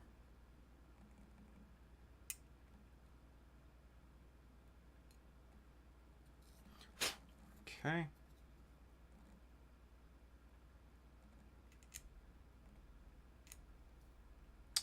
All right. And again, another very important point here. Wrap this panel line around.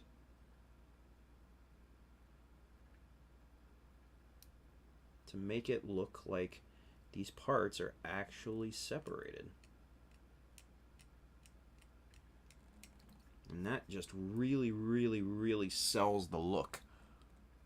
You can see right there, right?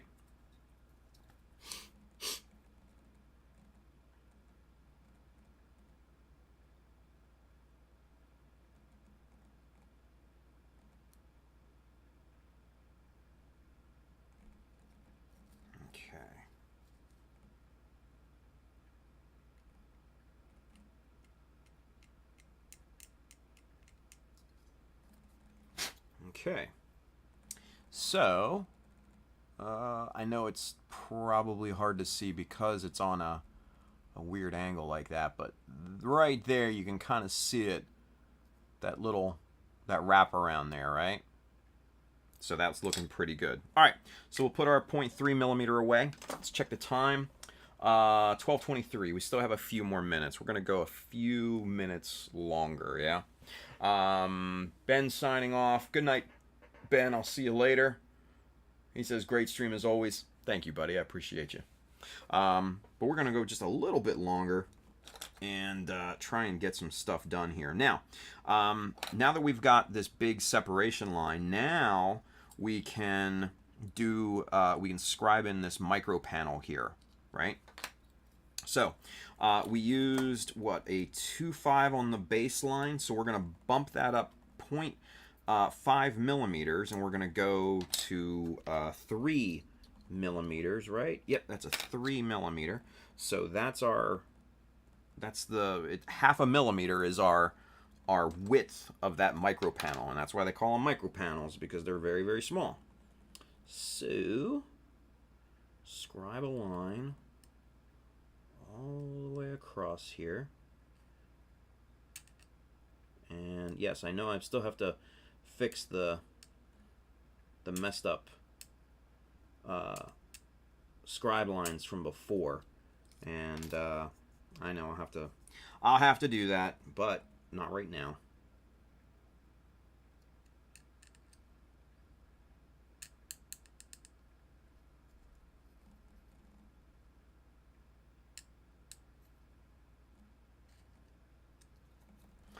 Okay, so there you can see we've got our little micro panel. It's looking good. And now it's actually kind of fortuitous that we did that that little mistake there. And I know I'm using the word fortuitous at least twice tonight, but it is. It's fortuitous. And that's such a good word, too. Fortuitous, right? Yeah. Bill's out. Bill, he says, night, folks. Been a long work day today for me. Brendan, hey, never seen these green guides before. Oh, dude, then you are in luck. These are Mr. High Craig's Collins scribing jigs. He took my idea of scratch building, you know, your own scribing jigs with, you know, with styrene strip and everything, and he started kind of 3D printing them and mass producing them in half millimeter increments, which is awesome. And these are great. Highly recommended, because without those, there's no way whatsoever I would have been able to scribe in and sculpt in that venting here. Let's see if we can get it focused enough to... Yeah, that venting right there. There's no way I would have been able to scribe that in. So definitely, Brennan, if you want these, go check out what is it? highcraig.storeenvy.com. Store Envy with one E, right? And then you can get those, and you can also get these cool angled ones here too. These guys, they have, you know, 45-degree angles, and you actually get two of these, two 8 millimeters, you know, so one, you know, on this side, and then you flip it around and you get another one on this side. So you actually get two of each size, one on the opposite side of each other. So highly recommended, highly recommended. And, you know, we support one of our own, so it's a good thing. It's a good thing. All right, so we're going to get this micro panel scribed into this side here real quick, and then we'll do that kind of big notch there up at the front of this.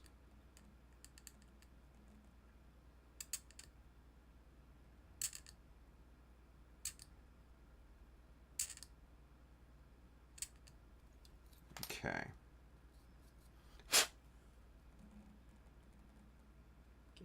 Schmutz out of there.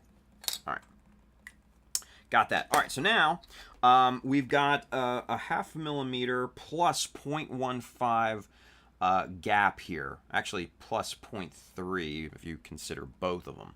So we have a 0.8 millimeter space that we need to gouge out. For that, we're going to use our 0.6 millimeter because it fits perfectly in that little area, that little nestled area there. And then for this, it's very simple. We just kind of go in here and we just really just use it as a normal chisel, like a wood chisel, like a woodworker would use a chisel. We just chisel the plastic out of there. And that's just another great use for hobby chisels. See? That plastic's coming out of there since it's you know, weak on all sides at this point. It's really quite easy to take out. And then once you get most of that out of there, then you can just kind of scribe it down to a nice clean surface, right?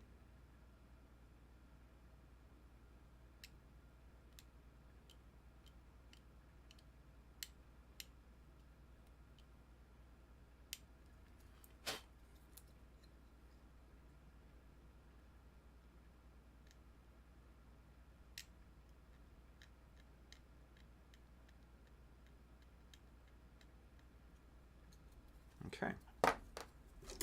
So we'll get the little toothbrush here. Get all that junk out of there so we can see what we're doing. And we're just gonna really kind of get this thing down to level as much as we possibly can.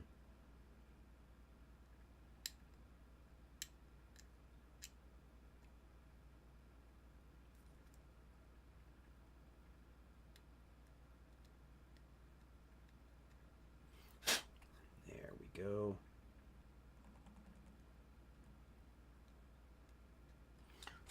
And I think that looks pretty good.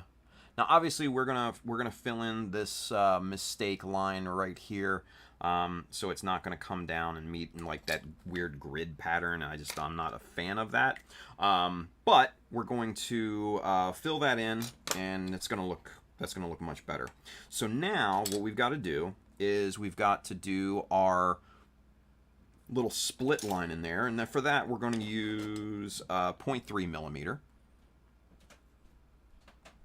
Focus. There we go. 0.3 millimeter, and we're just gonna kind of find the middle here. It's not gonna be. I don't care about it being perfect. I just care about it being good enough. And I know you've guys that have been watching me for a while have heard me say this time and time again, but I'm gonna say it one more time. I will never forget the words of my driving instructor when he was teaching me to parallel park. He says it doesn't have to be perfect, just has to be good enough. And those words have stayed with me for my entire life, just because that was so impactful. Not just on parallel parking, mind you, but just in life in general. It doesn't have to be perfect. It just has to be good enough, right? So if you translate that over to what we do, for like, for instance, like GBWC. It doesn't have to be a perfect model. It just has to be good enough to win. I mean, come on. It can't get much simpler than that. Yeah. So anyway, there's our split, right? Pab says we're used to you being out of frame. I mean, yeah, hey, what are you gonna do, right? Jashawn F. I think is that Rhea? I think that's Rhea. What's that container you keep them in? Oh, one of these little guys. Yeah. Oh, God, I have them. I think I have the rest of them in all packed up and everything. But yeah, these little container boxes. These are awesome. Because they come in different sizes too. Like, look at the teeny tiny one, the little baby one, right? Little baby one's so cute. So they got the big one, the big mom or the big daddy one, and then they got the kind of the mama sized one, right? And it's about the same height but half the width. And then you got the teeny tiny baby one, which is about half the height of the mama one. The three bears. Fuck it, I don't know. Anyway, these are great. I just got these off Amazon. It clips really well, and they hold very nicely. And yeah, these are awesome. I keep so much crap in these things, like the sewing pins and stuff that I have. I keep in one of the bigger ones. My locating pins, I just keep in one of these, one of the little baby ones. Obviously, it's way too big, as you can see here, but I'm not going to lose the container. I will lose those little things in 2 seconds, but the container, I'm not going to lose very easily. So, yeah, they're awesome. You can get them on Amazon. Yep. Anyway, let's see here. Michael Dawson's calling in tonight. Good night, Michael.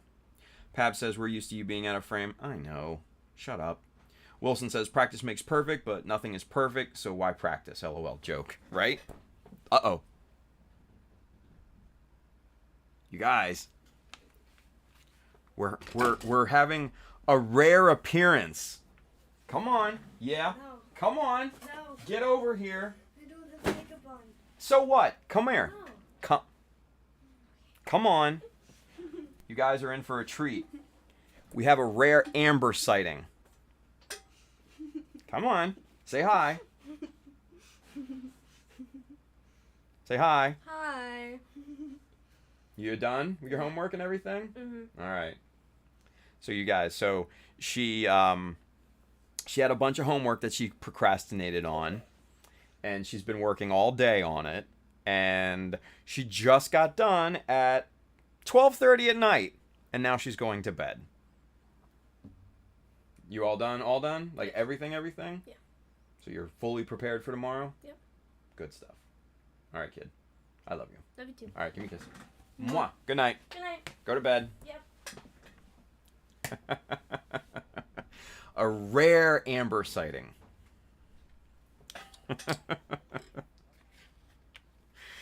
Oh my.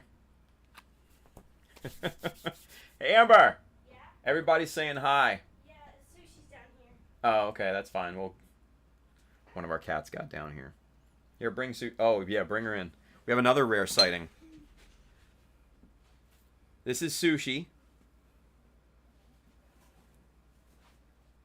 She's one of our two. Hi, Sush.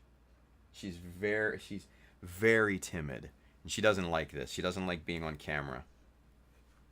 Like she knows. I don't know. But her sister is a black cat, and her name is Wasabi. So we have Sushi and Wasabi. And they're awesome. All right. Okay. Go to bed. Okay. I'll see you in the morning. See you in the morning. Night, kid. Night. Oh, my. Oh! Don Zwergo, thank you. Yeah, why blue paws? They're claw caps. They're just like these little silicone caps that you can get. And they pop onto the cat's claws. It's way more humane than having the claws removed. That's barbaric in my opinion. So to protect our furniture, we put the little claw caps on the fronts of their claws. We don't put them on the back because they don't really they're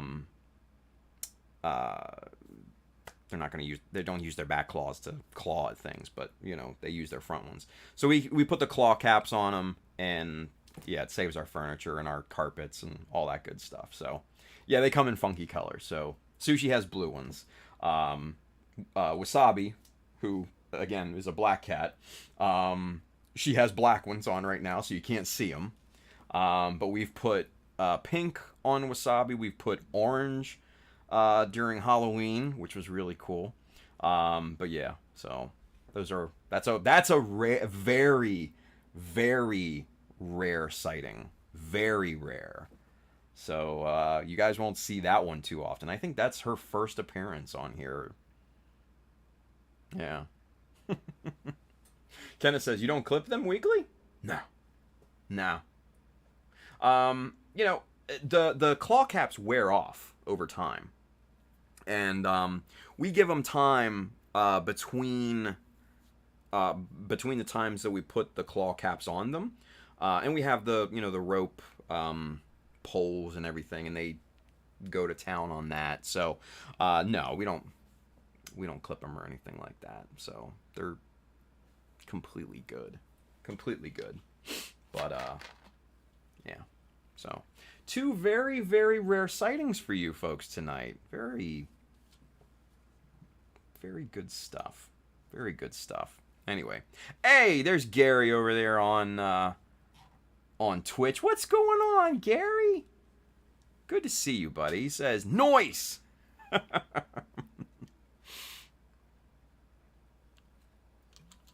Oh man. Kelvin Brenham says, I remember my kids at that age and 20-year-old cat. Whoa. That's an old cat, dude. That is an old cat. So, all right. Folks, that's going to do it for us tonight. I think we've had a good night. I've had a good night, right? Big shout out to Julius.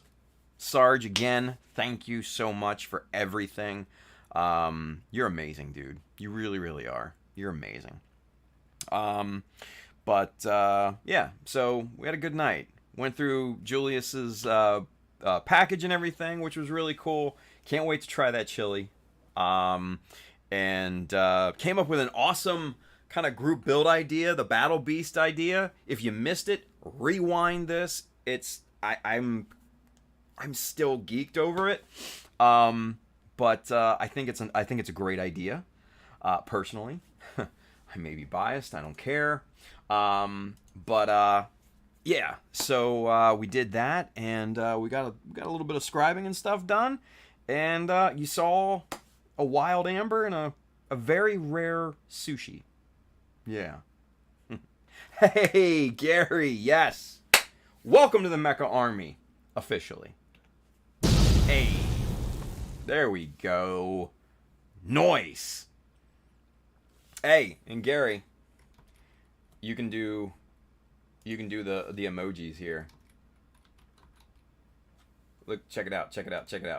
You can do the frog. Hey.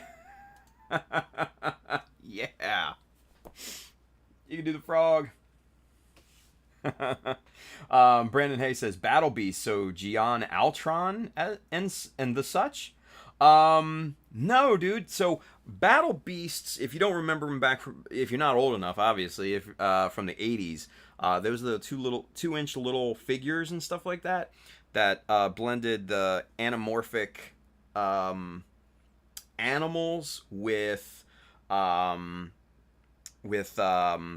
mechanized armor, right? If you've never seen them, search them up on Google. We went on a field trip earlier, and I showed a really cool website, and I forget the name of it. I think it was Beast Formers, something like that. But rewind the live stream after we finish up here in a minute, and you'll see what we were talking about. But what I'm thinking is blending the idea of using a Gunpla kit for the mechanized armor, but then use some sort of animal figure, from that German company Schleich or something, or whatever, and like cut the head off the animal and kind of meld that into the armor and everything like that, sculpt the legs and everything. I just think it would be an awesomely creative idea, right? And oh, hey, there's Merritt. Merritt, you'd probably get down on this too, dude, because this is kind of just right up your alley, I think, with the creativity side and all. So, yeah, I think it's going to be awesome. And if for some reason there is no GBWC this year, we're going to fast track that, and we're going to kick this thing in its ass and really go hard on this, because I've got a ton of very ambitious ideas for this. So yeah. If you're not familiar with Battle Beasts, Google it and get an idea, right? Because this is all about creativity, no limitations. It's going to be a non-scale finished product, so you can use whatever kit you want, SDs, real grades, high grades, master grades, perfect grade. I don't give a shit, whatever. And it doesn't have to be a Gundam kit, right? It could be, some other mechanized kit for all I care. I don't know. Just getting to the end product is the goal, right? And, no prizes or anything, just a fun build, just to get people to kind of move the needle on their skill set, because I think this is an avenue for really kind of a creative blossom, if you will. So yeah, I'm super excited about it. And yeah, Brandon Hay said just looked it up, curious to see it play out. Yeah, dude, I've been geeked on this thing for the past 2 days, man. So I have a good thought about it, and yeah, I think this will be good. Vincent Lewis, there you go. Oh, dang, I remember those. That's old school there. Dude, right? You're talking mid-late 80s, so like 87, 88, 89, something like that in there. I remember I had like a plastic grocery bag of them, walking around with them, going to my grandmother's house, for the weekend or whatever, and playing with them and everything. So yeah, it was good times. A lot of good memories with those things. And I think they would blend really, really well, with the armor and everything on Gundam kits. I just think it screams. The armor style on Gunpla kits just screams for kit bashing into Battle Beasts, and it's gonna take multiple skill sets to pull this off, because you've got the blend of the hard surface mechanics, but then you've got the blend of the natural organic surfaces too. So it's gonna be a project for people. It really will be. And I think for those people that are more accustomed to, say, painting minis and stuff like that, they'll probably have more familiarity with painting the organic side of things. But then there's the mechanical side of things, which can you can really make look awesome, obviously, right? So I'm just geeked about it. I'm really excited about it, and I almost hope that GBWC doesn't happen this year. As weird as that sounds, I kind of want to do this. Yeah, I kind of do. So, anyway, we will see. We're going to shelf that idea for right now, but we're going to keep it in the back of our minds. We're going to plan for it. And if GBWC does happen, then we're going to postpone it a bit. But if it doesn't happen, that gets moved to the front of the line. And we go to work on that. Spend a few months on that. See what people can create. I think it'd just be fun. Yeah. I think it would just be fun. Anyway. Cool deal. All right, y'all. So, with that being said, let's get some business out of the way here real quick before we call it a night. Now, if you are interested in any of the tools and materials that we have been working with here tonight, I highly suggest you hit the Amazon link below in the description. That side if you're watching on Facebook. A lot of cool stuff on there. Books for inspiration, gear for streaming. Like I said, the tools and materials that we use. Man, I do get a bit of a commission off the stuff that you buy, but it does not increase the cost for you. It just goes to help out the channel and help the stream out and everything. And then if you are interested in one of these amazing kick-ass Sinanju hats with the sleeves on the side, man, you got to hit up www.childofmecha.com and hit the store button up at the top. You'll find this hat, many more, shirts, prints, the whole 9 yards.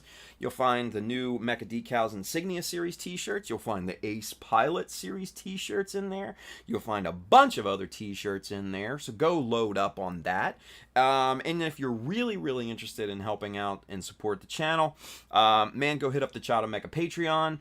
A lot of cool stuff going on there. I post almost daily with whip pictures and stuff like that I don't post on other social medias.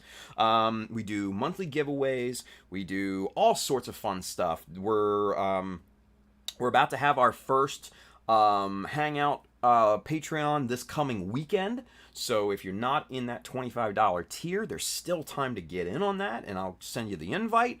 But for those that are already in it, you have received your invitation. You have received the link for participation. So that's going to be happening this Saturday. So if you're interested in joining, perfect time to do it. Aside from that, if you are interested in kits, tools, paints, models, accessories, whatever, Mecha Decals, sheets 1, 2, and 3, those are all in stock right now and shipping right from our good friends down here, USA Gundam Store. Adam and the fine folks down there will definitely have what you need. Now, with that being said, Friday, we'll be back here, and we'll be kicking this GM Quel's ass a little bit more, and we're going to go hog on this thing and continue working on this guy, and get him to the path of completion, hopefully, soonish. But anyway, have a wonderful Thursday, you guys. I'll see you guys on Friday. Man, just be safe out there. Use some common sense. Stay healthy. And above all else, build something cool. All right. I'll see you guys. Bye.